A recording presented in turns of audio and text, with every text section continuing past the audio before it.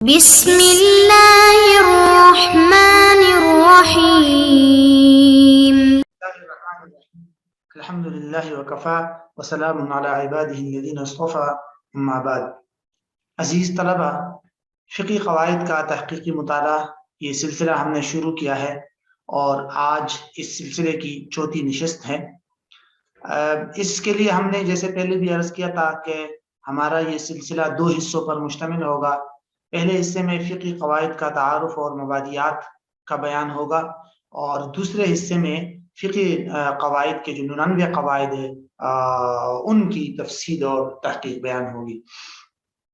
گزشتہ جو 3 نشستیں ہماری مکمل ہو چکی ہے، اس میں ہم نے پہلے 4 عنوانات جو ہے اس پہلے حصے کے پڑھ لیے تھے۔ تعریف، قاعدے کی تعریف، قاعدے کے مشابہ الفاظ، قواعد فقہیہ کے فوائد اور قواعد فقہیہ کی اقسام۔ آج کی جو چوتھی نشست ہے، اس چوتھی نشست میں ہم عنوان نمبر 5 کو لے کر آگے چلیں گے، قواعد فقہیہ کے اسالیب اور مناہج۔ پھر اس کے بعد انشاءاللہ قواعد فقہیہ کا دائرہ کار، اور اس ترتیب کے ساتھ ہم اس کو آگے لے کر چلیں گے۔ قواعد فقہیہ کے اسالیب اور مناہج، بنیادی طور پر قواعد فقہیہ کی تدوین اور قواعد فقہیہ کو جمع کرتے وقت علماء نے کوئی خاص منہج، کوئی خاص اسلوب اختیار نہیں کیا۔ یہی وجہ ہے کہ آج جو ہے وہ قواعد فقہیہ کی کتابوں میں مختلف قسم کے اسلوب اور مختلف قسم کے مناہج ہمیں نظر آتے ہیں۔ بہرحال پھر بھی ہم یہ 2 نکات کو ضرور دیکھیں گے، ایک جمع اور تدوین کا منہج، یعنی قواعد فقہیہ کی کتابوں کی تدوین کرتے ہوئے اور لکھتے ہوئے کس قسم کا منہج اختیار کیا گیا، اور دوسرا الفاظ کے چناؤ کا منہج، کہ قواعد فقہیہ کو بناتے وقت الفاظ اختیار کرنے میں اور الفاظ کے چناؤ میں علماء نے کس قسم کا اسلوب اور منہج اختیار کیا۔ تو ان دونوں کو ہم انشاءاللہ دیکھتے ہیں۔ تو جہاں تک جمع اور تدوین کا منہج ہے، تو یہ مختلف کتابوں میں قواعد فقہیہ کی تدوین کے مختلف مناہج اختیار کیے گئے ہیں۔ تقریباً 3-4 قسم کے اسلوب اور مناہج کو اختیار کیا گیا ہے۔ نمبر 1 ہے کہ قواعد فقہیہ کی جو ابتدائی کتابیں تھی، اس میں بلا عنوان قواعد کو جمع کیا گیا تھا۔ جیسے امام کرخی رحمہ اللہ کی جو کتاب ہے اصول الکرخی، تو اس میں کوئی عنوان نہیں دیا گیا، کوئی خاص متعین اور ایک ہی اسلوب اختیار نہیں کیا گیا، بس بلا عنوان جو ہے صرف قواعد کو جمع کیا گیا تھا۔ تو یہ ابتدائی کتابوں میں یہی طریقہ تھا۔ اس کے بعد پھر کچھ بعض فقہاء نے فقہی ابواب کی ترتیب کو ملحوظ رکھ کر قواعد فقہ کو جمع کیا اور قواعد فقہیہ کی پر کتابیں لکھی۔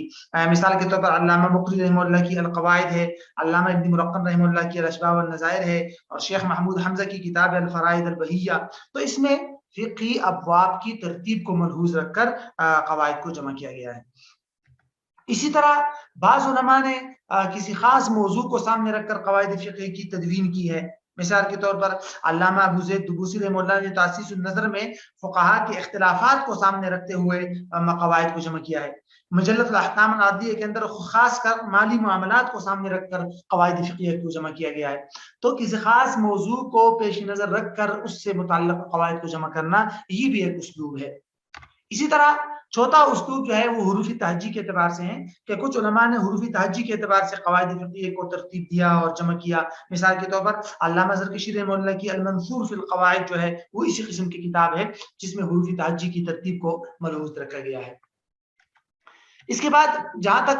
دوسرا نقطہ ہے الفاظ کے چناؤ کا منہج، کہ فقہاء کرام نے قواعد فقہ لکھتے وقت الفاظ میں کس قسم کا اسلوب اختیار کیا، الفاظ کے چناؤ وغیرہ میں کس قسم کا اسلوب اختیار کیا۔ تو اس بارے میں بھی 2-3 قسم کے اسلوب ہمارے سامنے آتے ہیں۔ بعض علماء نے ہر قاعدے کو لفظ الاصل سے شروع کیا ہے۔ مثال کے طور پر شیخ ابو الحسن کرخی رحمہ اللہ کی اصول کرخی، امام ابو زید دبوسی رحمہ اللہ کی تاسیس النظر وغیرہ، اس میں بنیادی طور پر جو ہے الاصل کو لفظ کو عمومی طور پر ہر قاعدے کے شروع میں ذکر کیا ہے۔ اور بعض فقہاء نے الاصل کے لفظ کو ہر قاعدے میں تو نہیں لیا، لیکن بعض قواعد میں لیا ہے، جیسے علامہ ابن نجیم رحمہ اللہ نے الاشباح والنظائر میں الاصل لفظ کو اکثر قواعد میں ذکر کیا ہے۔ پھر بعض فقہاء نے ہر قاعدے کی ابتدا جو ہے لفظ کل سے کی ہے۔ یعنی قاعدہ لکھتے وقت انہوں نے لفظ کل ہر قاعدے کے شروع میں لایا ہے، جیسے کہ علامہ سبکی رحمہ اللہ کی الاشباح والنظائر، علامہ زرکشی رحمہ اللہ کی المنثور فی القواعد، اس میں عمومی طور پر ہر قاعدے کے شروع میں لفظ کل ان کو استعمال کیا گیا ہے۔ اسی طرح کچھ فقہاء نے اور کچھ علماء نے یہ طریقہ اختیار کیا کہ جن قواعد کا تعلق اختلافی مسائل سے تھا اور تو ایسے قواعد کو عموم بعض اوقات حل کے لفظ سے بھی شروع کرتے ہیں، حل استفہامی اسلوب، اور جو قواعد اتفاقی مسائل پر مشتمل ہو تو ان کو سوالیہ اور استفہامی اسلوب کے بجائے خبر اور اثباتی شکل میں تحریر کیا گیا۔ مثال کے طور پر علامہ ابن رجب حنبلی رحمہ اللہ کی کتاب ہے القواعد فی الفقہ الاسلامی، اسی طرح علامہ ابن اللحام کی کتاب ہے القواعد والفوائد الاصولیہ، تو اس میں یہی طریقہ اختیار کیا گیا۔ تو یہ ہے الفاظ کے چناؤ کا منہج، اگر مختلف کتابوں کو سامنے رکھے تو اس طرح یہ چند اہم کتابوں کا بطور نمونہ آپ کے سامنے یہ 2-3 اسلوب آپ کے سامنے رکھ لیے گئے۔ بہرحال تو یہ ہے ہمارا 5واں نقطہ تھا قواعد فقہیہ کے اسالیب اور مناہج۔ اس کے بعد ہم اپنا چھٹا نقطہ یا چھٹا عنوان شروع کرتے ہیں، جس میں جو ہے قواعد فقہیہ کا دائرہ کار۔ قواعد فقہیہ کا دائرہ کار کا مطلب ہوتا ہے کہ قواعد فقہیہ کی حجیت، یعنی کیا قواعد فقہیہ کی بنیاد پر فقہی مسائل بتانا اور احکامات کے لیے قواعد فقہیہ سے استدلال کرنا یہ درست ہے یا نہیں۔ اس بارے میں علماء کی تین آراء ہے۔ پہلی رائے تو یہ ہے کہ قواعد فقہ کی بنیاد پر فتویٰ دینا جائز نہیں ہے، یعنی قواعد فقہیہ سے استدلال کر کے کوئی مسئلہ بتانا، کوئی شرعی حکم بتانا یہ درست نہیں ہے۔ یہ علامہ ابن القیم رحمہ اللہ، علامہ شامی رحمہ اللہ، علامہ ابن دقیق العید رحمہ اللہ، شیخ الجوینی رحمہ اللہ، ان سب حضرات کی رائے یہ ہے کہ بھئی فقط قواعد فقہ کی بنیاد پر آپ مسئلہ نہیں بتا سکتے، دیگر نصوص آپ نے بتانے ہوں گے اصول فقہ کے، اس طرح قرآن سنت کی نصوص کو سامنے رکھ کر۔ تو بہرحال یہ ان حضرات کی رائے ہے، اور اس کی انہوں نے مختلف وجوہات بیان کی ہے اس پہلی رائے اختیار کرنے والے حضرات نے، کہ بھئی قواعد فقہیہ کی بنیاد پر اس لیے مثلا مسائل نہیں بتا سکتے ہیں کہ اکثر قواعد فقہیہ اکثر ہی ہوتے ہیں، کلی نہیں ہوتے، ان سے بعض مسائل مستثنا ہوتے ہیں۔ تو ممکن ہے آپ کوئی مسئلہ قاعدہ کی بنیاد پر بتائے اور بعد میں پتہ چلے کہ وہ قاعدہ وہ جو مسئلہ آپ نے بتایا ہے وہ اس قاعدے سے مستثنا ہے۔ تو اس کی وجہ سے علامہ ابن القیم رحمہ اللہ نے فوائد زینیہ کے اندر باقاعدہ اس کی وضاحت کی ہے کہ قواعد تو کلیہ نہیں ہو تو اغلبیہ ہے، تو آپ ہر مسئلہ قاعدے سے نکالیں گے تو پھر مسئلہ ہو جائے گا۔ ممکن ہے کوئی ایسا مسئلہ بھی آپ قاعدے سے بتا دیں جو مسئلہ اس قاعدے سے مستثنا ہو۔ اسی طرح اور بھی وجوہات بیان کی گئی ہے کہ بھئی قواعد فقہیہ تو خود مسائل فقہ اور احکامات فقہیہ ہی سے بنائے گئے ہیں، ان ابتدا میں اصول فقہ کی روشنی میں قرآن و سنت سے مسائل لیے گئے، ان مسائل کو دیکھ کر یکساں مسائل کے لیے قاعدہ مرتب کیا گیا۔ تو گویا کہ قواعد تو خود فقہی احکام سے بنائے گئے ہیں، اب اسی قواعد سے آپ فقہی احکام کو دوبارہ مستنبط کر رہے ہیں، تو یہ تو درست نہیں ہے کہ فرع کو آپ نے اصل کے لیے دلیل بنا دیا۔ یہ بھی ایک باریک سی وجہ بیان کی جاتی ہے۔ اور بھی اس طرح بہت ساری وجوہات ہیں۔ شیخ خالد العطاسی رحمہ اللہ نے بھی شرح مجلہ احکام عدلیہ کے اندر جو ہے وہ کچھ وجوہات بیان کی ہے، اور اسی طرح ایک وجہ یہ بھی بیان کی جاتی ہے کہ بھئی قواعد فقہیہ تو عمومی طور پر استقراء اور اجتہاد کی روشنی میں بنائے جاتے ہیں، تو ممکن ہے کہ وہ جو استقراء ہے اس میں غلطی ہو، تو اس کے بجائے نصوص کو مد نظر رکھنا اور اصول فقہ کے اصول کو جو کہ کلی ہوتے ہیں ان کو مد نظر رکھنا، ان کی بنیاد پر مسائل بتانا اور احکامات بتانا ضروری ہے۔ بہرحال تو یہ پہلی رائے ہے۔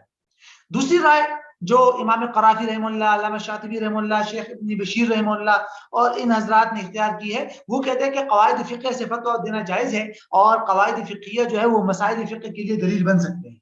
یعنی آپ فقط فقہی قواعد کی بنیاد پر آپ مسائل بتا سکتے ہیں، اس میں کوئی حرج نہیں۔ اور یہ وہی حضرات ہیں جنہوں نے عمومی طور پر قواعد فقہیہ کو کلیہ سمجھ لیا ہے، ان حضرات کے ہاں قواعد فقہیہ جو ہے وہ کلیات ہے، ٹھیک ہے، اور اس سے جو مسائل مستثنا ہے وہ کہتے ہیں وہ معلوم ہے، تو اس لیے ان حضرات کے ہاں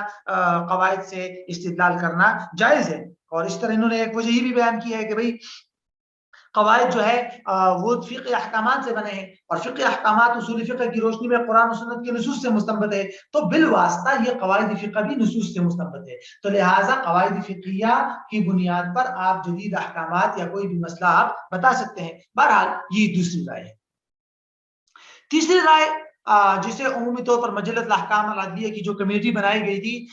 خلافت عثمانیہ میں، انہوں نے قواعد کو تو شروع میں جمع کیا ہے تقریباً 99 قواعد، لیکن اس کے ساتھ انہوں نے یہ رائے اختیار کی ہے کہ جب تک کسی قاعدہ فقہیہ پر قرآن و سنت کی کوئی نص واضح طور پر موجود نہ ہو، اس وقت تک محض قواعد فقہیہ کو دلیل بنا کر بنیاد بنانا اور اس سے احکامات مستنبط کرنا درست نہیں ہے۔ یہ مجلس الاحکام العدلیہ کے اندر یہ وضاحت کی گئی ہے، اور اس میں باقاعدہ یہ وضاحت موجود ہے کہ بھئی جو بھی حکام شرع ہوں گے ان پر لازم ہے کہ وہ نقل صریح پر اعتماد کرے، اور نقل صریح اور نص کے پر اعتماد کرے، محض قواعد کی بنیاد پر فیصلہ نہیں کریں گے۔ ہاں، قواعد کی وجہ سے بہت سارے مسائل ضبط ہوتے ہیں، اس کے اور بہت سارے فوائد ہیں، لیکن اس کو اس سے استدلال کرنا وغیرہ اور جی جو ہے وہ درست نہیں ہے محض اس کی بنیاد پر۔ ہاں، اگر باقاعدہ واضح نصوص موجود ہے کسی قاعدے پر، جیسے الامور بالمقاصد ہے، اس طرح کا قاعدہ ہے، تو پھر ٹھیک ہے، پھر اس کے استدلال کیا جا سکتا ہے، کیونکہ اس سے استدلال کرنا ایسا سمجھا جائے گا جیسے کہ حقیقت میں اسی نص سے استدلال کیا گیا ہے۔ بہرحال علامہ تاجر رحمہ اللہ نے لکھا ہے کہ قواعد فقہیہ کے خاص مدارک، مآخذ، علل، شروط، قیود، مستثنیات وغیرہ ہوتی ہے، اور جو ہر مقلد کے ذہن میں اتنی تفصیلات نہیں ہوتی، اس لیے ہر مقلد جو ہے وہ قواعد فقہیہ پر اعتماد کر کے مسائل اخذ نہ کرے، اور تقریباً یہی رائے درست بھی معلوم ہوتی ہے، راجے بھی یہی معلوم ہوتی ہے کہ تیسری رائے جو ہے وہ زیادہ راجے ہیں۔ ہمارے جو اکابر گزرے ہیں، اشرف علی تھانوی رحمہ اللہ اور اس طرح دیگر حضرات جو اکابر ہمارے گزرے، ان کے فتاویٰ اگر انسان دیکھے تو اس میں بھی عمومی طور پر ایسے ہی نظر آتا ہے کہ جب ان کو صریح نص یا صریح مسئلہ نہیں ملتا واضح طور پر، تو وہ پھر باقاعدہ بتاتے ہیں کہ ہمیں کوئی صریح جزیہ یا کوئی صریح نص نہیں ملی، البتہ قواعد کی اور اصول کی روشنی میں یہ جواب بتایا جا رہا ہے، لہٰذا مستفتی یا سائل جو ہے یہ مسئلہ کسی اور مفتی سے بھی پوچھ لے، اگر ان کا اختلاف ہو تو ہمیں بھی بتائے پھر۔ تو یہ احتیاط کا تقاضا یہی ہے کہ انسان مفتی جو ہے اس کی ذمہ داری ہے کہ وہ نصوص اور پھر اس کے بعد صریح جزیہ دیکھے اور اس کی بنیاد پر مسئلہ بتائے، اگر نہ ملے تلاش بسیار کے بعد بھی تو پھر قواعد کی روشنی میں جواب دے، لیکن ساتھ میں باقاعدہ اس وضاحت کرتے ہوئے کہ ہمیں کوئی نص اور کوئی صریح جزیہ نہیں ملا اور ہم نے قواعد کی روشنی میں جواب دیا ہے، لہٰذا اگر دیگر علماء کو صریح جزیہ یا کوئی نص ملے اور انہوں نے اس مسئلے میں ہماری رائے سے الگ مختلف مسئلہ بتایا تو ہمیں بھی اطلاع دے دیجیے تاکہ ہمیں بھی اس کا علم ہو جائے۔ بہرحال یہ خلاصہ ہے قواعد فقہیہ کے دائرہ کار سے متعلق۔